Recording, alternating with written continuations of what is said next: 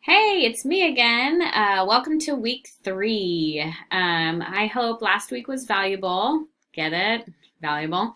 And you identified some of your values and maybe did some cool research and found some interesting careers, or at least got you kind of thinking about it, starting to do that research.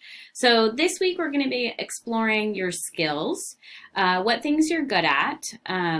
It's important to remember that sometimes we have skills, things that we're good at, that we don't necessarily enjoy using. So I want you to focus on those skills that you actually like and enjoy using, but also maybe some skills that you would like to develop that you know you would enjoy using. So this week we're going to explore your skills and the different kinds of skills when we talk about career. So transferable skills, I'm sure that you've heard of, but we're going to define those a little bit more in depth and have you think about your skills and maybe how that might impact your career exploration. You'll watch a really great TED Talk and hopefully engage in a great discussion. So again, excited about week three. After this week, you'll be at the halfway point. So again, I will see you on the discussion board. Let me know if you have any questions.